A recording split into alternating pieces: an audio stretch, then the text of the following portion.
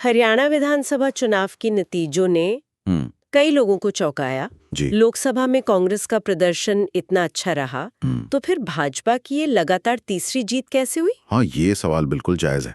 और आज हमारे पास जो विश्लेषण है वो यही बताता है कि ये मैच कोई इत्तेफाक नहीं था। मतलब एक सोची समझी रणनीति थी। खासकर ये जो जातीय समीकरणों की बात हो रही है। बिल्कुल, एक पूरी रणनीति जिसमें जातीय गणित और सही समय पर लिए गए फैसले शामिल थे। आज इसी की परतें खोलेंगे हम। ठीक है, तो समझने की कोशिश करते हैं कि कांग्रेस की लोकसभा बढ़त के बावजूद भाजपा विधानसभा में कैसे जीती। कहाँ से शुरू करें? लोकसभा नतीजों से? हाँ, वहीं से शुरू करते हैं। देखिए, कांग्रेस ने 10 में से 5 सीटें जीती। ये बड़ी बात थी। हाँ, और इससे पार्टी में एक नई जान सी आ गई थी। और विश्लेषण ये भी कहता है कि शायद सोनीपत, हिसार, अंबाला जैसी सीटों पर भाजपा के टिकट वितरण में कुछ चूक हुई थी। जी, ऐसा माना जा रहा है। और इसी जीत ने शायद कांग्रेस में, आप कह सकते हैं, थोड़ा अति आत्मविश्वास पैदा कर दिया। अच्छा। हाँ, जो विश्लेषण हम देख रहे हैं वो इशारा करता है कि विधानसभा चुनाव में कांग्रेस ने लोकसभा से भी ज्यादा गलतियां की। ओह, मतलब उन्हें लगा कि बस माहौल बन गया है? शायद यही, कि बस हवा है और ज्यादा जमीन पर काम करने की या रणनीति बदलने की जरूरत नहीं। दूसरी तरफ भाजपा, उन्होंने क्या किया?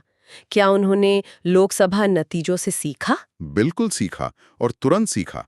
विश्लेषण साफ कहता है कि उन्होंने विधानसभा के लिए अपनी रणनीति को पूरी तरह बदल दिया। क्या थे मुख्य बदलाव? क्या था उनका जीत का मंत्र, कह सकते हैं? देखिए, 3 मुख्य बातें सामने आती हैं। एक, वही पारंपरिक जाट बनाम गैर जाट राजनीति का कार्ड खेलना, मतलब गैर जाट वोटों को लामबंद करना। ठीक है। दूसरा, पारदर्शी नौकरियों का मुद्दा जोर शोर से उठाना। और तीसरा, क्षेत्रवाद खत्म करने का दावा करना। ये उनके मुख्य चुनावी मुद्दे रहे। और इसी बदली हुई रणनीति का एक बड़ा हिस्सा था वो मुख्यमंत्री बदलना, चुनाव से ठीक पहले। हाँ, वो एक बहुत ही साहसिक कदम था। 12 मार्च 2024 को मनोहर लाल जी की जगह नायब सैनी जी को मुख्यमंत्री बनाया गया। वो ओबीसी वर्ग से आते हैं। ये तो बड़ा रिस्क था, चुनाव से एकदम पहले। इसके पीछे क्या सोच थी? मतलब विश्लेषण क्या कहता है? विश्लेषण 2 मुख्य कारण बताता है।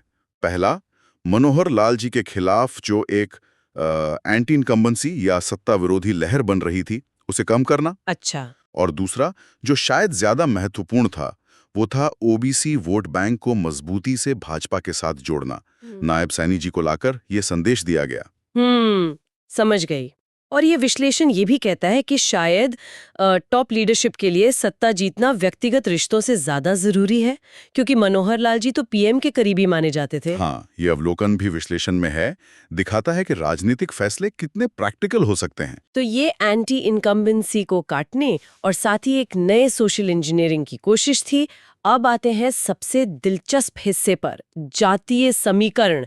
या यहाँ तो कमाल की बारीकी दिखती है। निश्चित रूप से यहीं पर असली रणनीति दिखती है।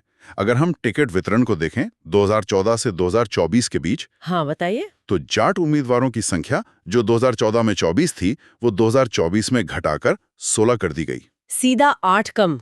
तो ये साफ इशारा था कि फोकस गैर जाट वोटों पर है। बिल्कुल। और साथ ही साथ ओबीसी उम्मीदवारों की संख्या बढ़ाई गई। 2014 में 15 थी, 2024 में 20 कर दी गई। अच्छा। इतना ही नहीं, एससी आरक्षित सीटों पर भी एक खास रणनीति अपनाई गई। हाँ, वो डीएससी वाला मामला। जी, डीएससी यानी डिप्राइव्ड शेड्यूल्ड कास्ट, जिसमें वाल्मीकि, धानक, बाजीगर जैसे समुदाय आते हैं। उनके उम्मीदवारों की संख्या बढ़ाई हुई। और उनके बीच ये प्रचार भी किया गया था कि सत्ता में आए तो एससी वर्ग को ए और बी कैटेगरी में बांट देंगे। सही पकड़ा। ये एक बहुत ही लक्षित संदेश था उस समुदाय को जोड़ने के लिए। तो ये सिर्फ ओबीसी या एससी ही नहीं, सामान्य वर्ग को भी साधा गया। हाँ, बिल्कुल। शहरी सीटों पर पंजाबी उम्मीदवारों की संख्या 9 से बढ़ाकर 11 की गई। और माना जाता है कि ब्राह्मण समुदाय, जिसमें शायद कुछ नाराजगी थी, उन्हें साधने के लिए भी उम्मीदवार 9 से 11 कर दिए गए। वाह, मतलब हर समुदाय के लिए कुछ ना कुछ टिकटों में एडजस्टमेंट। ये तो बहुत ही माइक्रो लेवल प्लानिंग लगती है। हाँ, ये दिखाता है कि कितनी बारीकी से हर समुदाय के वोटों का गणित लगाया गया। और यहीं शायद भाजपा और कांग्रेस के अप्रोच का फर्क दिखता है, जैसा कि विश्लेषण कह रहा है। बिल्कुल। भाजपा का फोकस पूरी तरह चुनावी जीत पर था, अपनी रणनीति को जमीन पर उतारने पर था। जबकि कांग्रेस, वो शायद बस माहौल के भरोसे रह गई, वो जिसे कहते हैं हवा। हाँ, विश्लेषण तो यही इशारा कर रहा है। शायद ठोस रणनीति या जमीनी जमावट में कहीं कमी रह गई। तो कुल मिलाकर ये जो हरियाणा में भाजपा की हैट्रिक हुई, ये सिर्फ कोई लहर नहीं थी। सफलता के लिए ये सामाजिक समीकरण साधना, क्या ये विकास या दूसरे मुद्दों पर भारी पड़ रहा है? ये एक बहुत अहम सवाल है और शायद यही आज की चुनावी राजनीति की सच्चाई भी है, जिस पर हमें सोचने की जरूरत है। क्या प्राथमिकताएं बदल रही हैं? ये विचार करने वाली बात